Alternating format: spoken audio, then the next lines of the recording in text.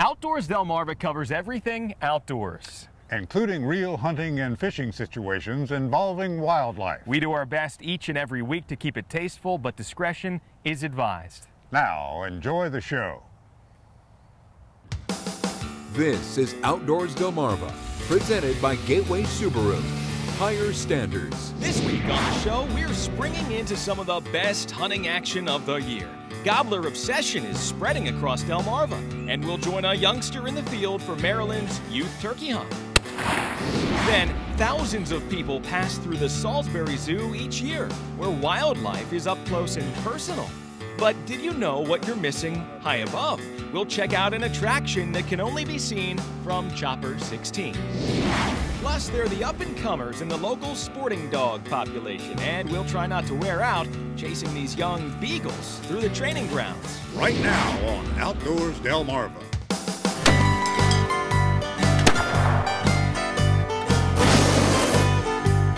We're gonna put the food here. There we go. This is Outdoors Delmarva, presented by Gateway Subaru.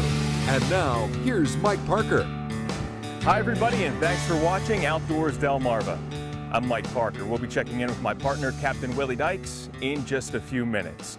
Well, you know, if you've been watching the show over the past couple of weeks, we've been talking about some sure signs of spring. Now, if you're a hunter, that means the opening of the spring turkey season. And while our friends up in the state of Delaware have the general season open to everybody right now, well, here in Maryland, this past weekend was Youth Day. So I'm here on a property just outside of Berlin in Worcester County with a grandfather and grandson combination who know these birds pretty well, know their habits, and when they invited me out, had a pretty good idea we'd have some success. Take a look. Different days mean different things to different people, but for 14-year-old Tyler Thomas and grandfather Tom Lineski, Maryland's Youth Turkey Hunting Day ranks pretty high. Tyler's been a blessing for us.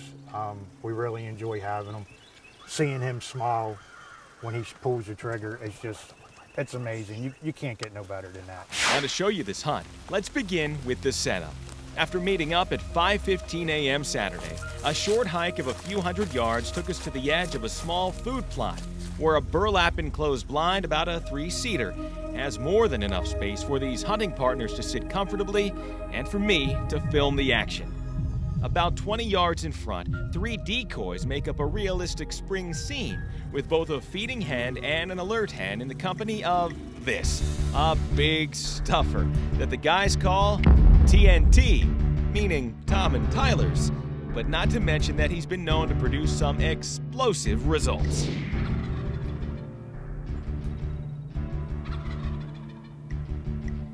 That's the closest turkey we've heard gobble since we've been hunting here on Youth Day. Settled into the blind for just a few minutes, we're already hearing some gobbles off in the distance.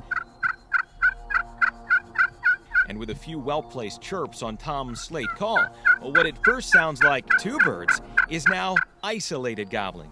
And by 6 a.m., 1 bird already getting close. And now watch this. Within minutes, the plan is all coming together as this mature gobbler comes charging out of the woods into the field. It's looking like the presence of TNT has drawn an explosive reaction from this dominant longbeard. Told Tyler go ahead and get ready because he was definitely coming. Hit the field full strut. Come across the field as pretty as could be. Didn't like that shake. And Tyler got a little itchy on the trigger. I was asking him to tell me when to shoot, and he said, shoot when you can. And it came close to the TNT, and I pulled the trigger, and I killed him, and I got so excited.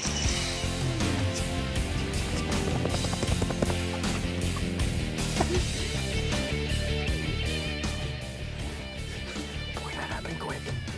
Oh, that happened quick. He's the birdie.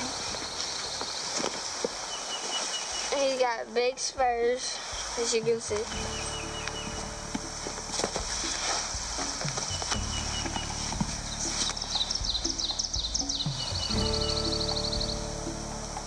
Nice spurs, inch, probably inch and an eighth. He's got a big beard, a paintbrush beard, and he's got a nice tail. And he's been fighting a lot because you can see this marks in him. His tail. Drags it. Where he drags it. After the quickest hunt of their lives, there will be plenty of time to reflect. But spreading the news begins with what else? A quick call to Grandma. Hello. Hello. How you? Shoot it? A big one. A big one? Yeah. Cool. We shot it at 6:30 while you were sleeping. Yeah, I seen the phone call. I missed the phone call. Yeah. And they got it on tape and everything? Yep. Cool, you're going to be on TV. It's not the only thing Tyler is learning after a few seasons hunting alongside Tom. He also knows he's got to drag what he kills. And getting this big bird back to the truck will require a stop or two along the way. But on a morning when many other kids his age are still just waking up, Tyler has already had enough adventure to fill an entire day. Congratulations.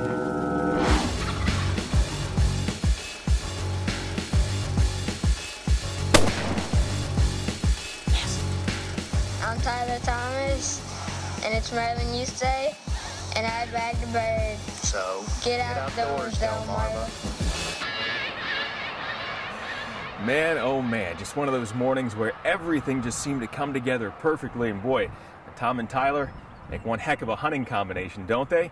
Well, we hope that Tyler here on Youth Day inspired the rest of you turkey hunters across Maryland and up in Delaware too to get out there and enjoy these spring seasons while they last. And if you have some success, just like we had here this morning, make sure to pass those videos and pictures my way. You can email me at mparker@wboc.com. Of course, make sure to like us on Facebook, and you can post your videos and pictures right to the Outdoors Delmarva Facebook page. And we'll be right back. Coming up next on Outdoors Delmarva, wildlife is king at the Salisbury Zoo, but there's a natural attraction high above the rest. We'll survey this great blue heron rookery from Chopper 16. But first, did you know? Wild turkeys are known for the large, colorful feathers that make up their fans. How many feathers is a typical gobbler's fan made up of? The answer when we come back. You're watching Outdoors Delmarva, presented by Gateway Subaru. Higher standards. Sponsored by Ocean City Tourism, Shorts Marine, Shooter's Choice, and Goody's Marine. Outdoors Delmarva will be right back. Don't try this. Yeah.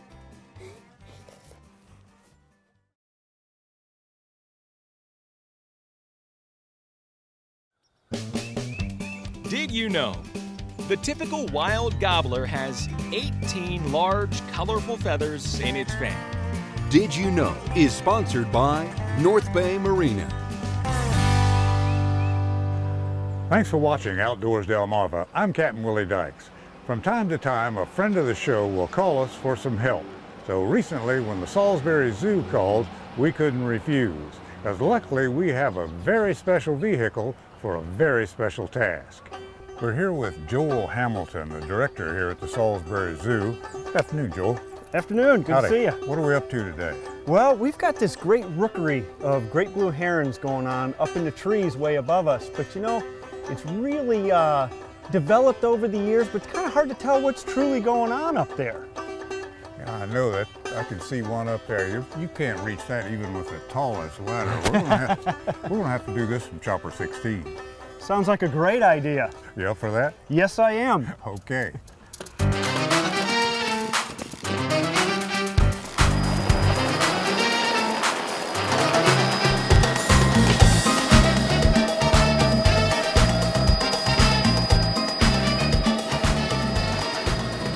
We're here with Joel Hamilton, the director of the Salisbury Zoo. And Joel, what would you like to see this afternoon? Well, we're doing a pass over the zoo to look down into the tops of the trees to see if we can determine how many active nests from the great blue herons there are this year. A couple of pairs came in a few years ago, found it a comfortable spot for breeding and rearing young, and then others have followed them, as well as their youngsters have probably come back to the same location. The zoo has actually become quite a rookery. With 2011, we had about 14 active nests down there. You know, great blue herons are an amazing bird. They're the largest of the herons that we have in North America, as well as being one of the larger herons worldwide. There's a couple other species that are a little bit bigger, but they're right up there. As you know, most people see them along rivers and waterways of different sorts, searching for fish and crustaceans, things that they eat. There's some activity in that nest. You can see something moving around down in the nest there. Yeah, that looks like a chick. Great shot. Looks like there might be 3 of them in that nest. How do the numbers look this year? I'm counting 13 or 14 nests down there. There's a couple more. I think we might even have 15 nests down there. Now, do the herons have any effect on the zoo or its inhabitants? Well, they do compete with some of our pelicans and stuff for food sometimes, and the various fishes that we feed the pelicans, if they don't get them right away, we have seen the herons pick them up before. We're glad that they're at the zoo because they found the zoo is to be a nice quiet place where they're fairly well protected, but all that activity tends to whitewash our sidewalks. There are 2 or 3 chicks in that nest also. They actually, it's interesting because when the nest building process is going on, they fly around in the zoo picking up sticks and breaking sticks off of different trees and things right inside the zoo. So you can see a lot of that activity. They lay their eggs. They've got about 28-day incubation period. And some of these chicks that we were seeing today are pretty good size. So they've actually hatched out 2 or 3 weeks ago. And they'll rear them up, and then eventually in another few weeks, the babies will get actual flight feathers because a lot of them are kind of gray and downy right now, and then they'll develop actual flight feathers, and they'll what they call fledge, which is when they first leave the nest, and you'll see them outside of the nest but in the trees and in the branches, and the parents will still be feeding them. Then eventually they'll get up their nerves, so to speak, and take that first flight. Later on, early to midsummer, they'll be off on their own again. Well, Joel, it's been a pleasure having you with us aboard Chopper 16 today, and I hope you got what you needed. I actually just counted 17 nests. That's an increase over last year. That's phenomenal. Great, get outdoors, Delmarva. Coming up next on Outdoors Delmarva, it's an event that's putting some of these up-and-coming beagles to the test. We'll follow them in the field. You're watching Outdoors Delmarva, presented by Gateway Subaru. Higher standards.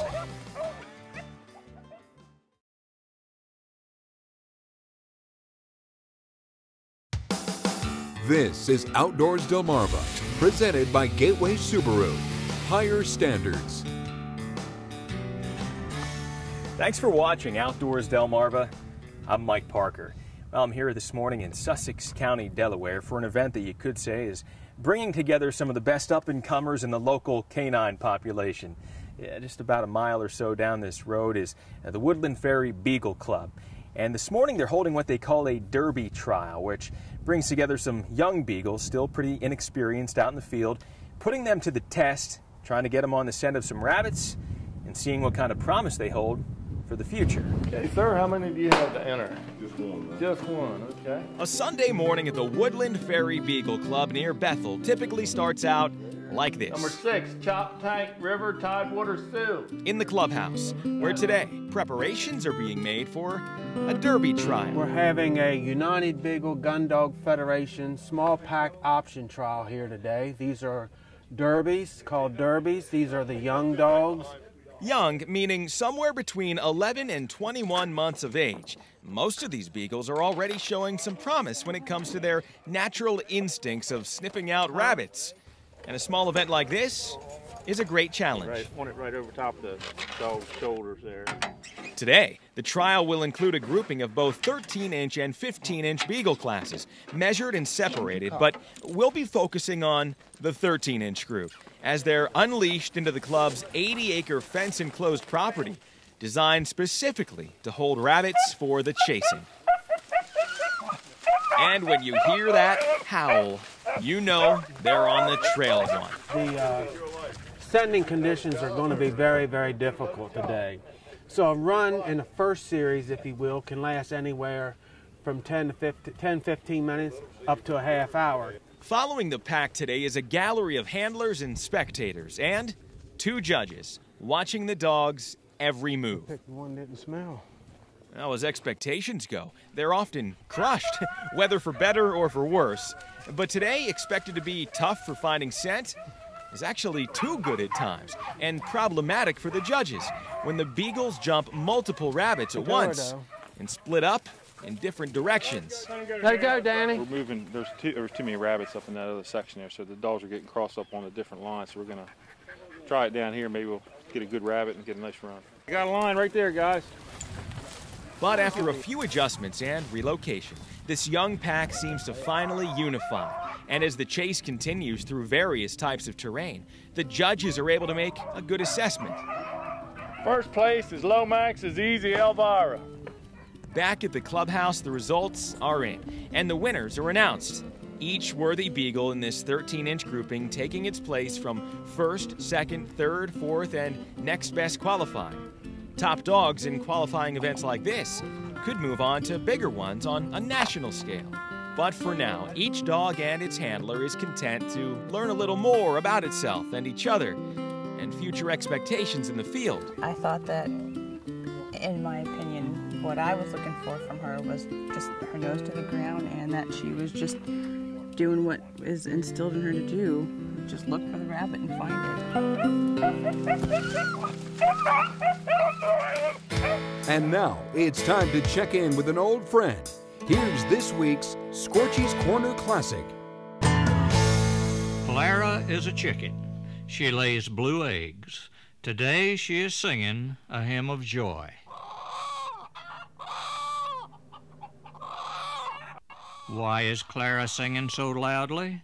Simply because she is so happy that Easter is over. Poor Clara has been working overtime to fill her Easter orders for pure, unadulterated, undyed blue eggs. It is called an Americano chicken. What is that? It's a strange chicken. It really is. It's laying blue eggs. It came from Spain, and it was bred years and years and years ago to lay the blue egg. So Clara will live contentedly and lay blue eggs at her own pace until a few weeks before next Easter. Then she will have to shift into high laying gear once again to fill her orders. Is she looking forward to that? That means no. Scorchy Taws, wandering our Delmarvelous land for WBOC News. Coming up next on Outdoors Delmarva, we've seen how one Maryland youngster did on opening day of turkey season. We'll check in with Delaware's turkey experts to see how the season is starting. You're watching Outdoors Delmarva, presented by Gateway Subaru. Higher standards. Maybe what, 3 inches or so. This is Outdoors Delmarva, presented by Gateway Subaru. Higher standards. Thanks for watching Outdoors Delmarva. I'm Mike Parker. Well, we started this week's episode off with a youth turkey hunt in the state of Maryland, and boy, that was a great time. But we can't forget our friends here in Delaware either, and they are in the midst of their spring turkey season too. So the one thing we like about hunting in this state is that, well, they have turkey check stations, so they get real-time data with every bird that's harvested. Joining me right now, a guy who knows an awful lot about this, biologist Matt DeBona. Hey, Matt, with DNREC's Division of Fish and Wildlife. Matt, how are you? And why don't you tell us where we are and what takes place here? Sure, I'm doing great. This is our Woodland Beach check station. And every hunter that harvests a bird in Delaware, we ask them to come to one of our check stations that are located around the state to bring in their bird so that we can collect some of the basic measurements, to to collect age and weight data relative to the harvest. All right, so we actually saw a few guys that came in here, some successful hunters from this morning, which just happens to be a Wednesday morning for those watching the show this weekend. You know, all indications are that this is going to be a great season. Last year, we harvested 73 birds on our first day of the season, and this year, while we don't have exact numbers, just anecdotally talking to other check stations around the state, I think we've already exceeded that. Well, let's talk about the fact that, you know, turkey hunting is still fairly new to the state of Delaware, and we've shown our viewers before the old footage of scorchy taws hanging out with fellows that are still here, you know, 20 years ago, but with DNREC's Division of Fish and Wildlife, you know, releasing wild turkeys brought in from other states. So these introduced turkeys have certainly proved to be an effective way to boost Delaware's turkey population. Yeah, we first started reintroducing turkeys back in 1984, and we were able to open our first limited turkey season in 1991. All right, so. Matt DeBona, biologist with DNREC's Division of Fish and Wildlife. Always a pleasure to get together with you and talk turkey. All right, hey, thanks a lot, Mike. Coming up next on Outdoors Delmarva, your viewer pictures. Outdoors Delmarva viewer pictures are sponsored by Shorts Marine.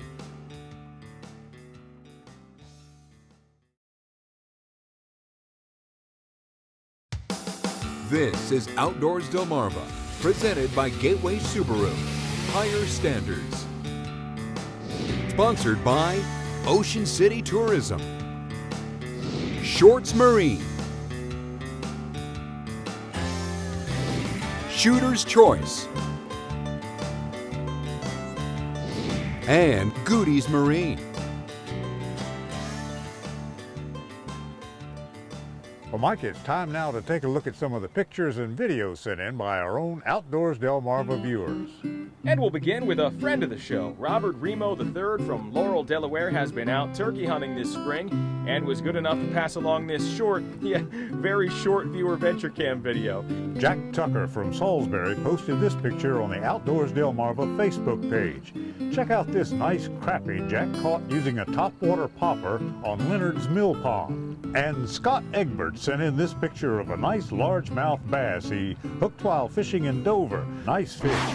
Well, Mike, those signs of spring just keep on coming. And I know as we speak, there are some folks out there that have had a big day out on the bay in a boat after those big rock fish. So hopefully we'll be getting out there and showing you some action-packed adventures of our own right here next weekend. Until then, for Mike Parker, I'm Captain Willie Dykes, reminding you to get outdoors, Delmarva.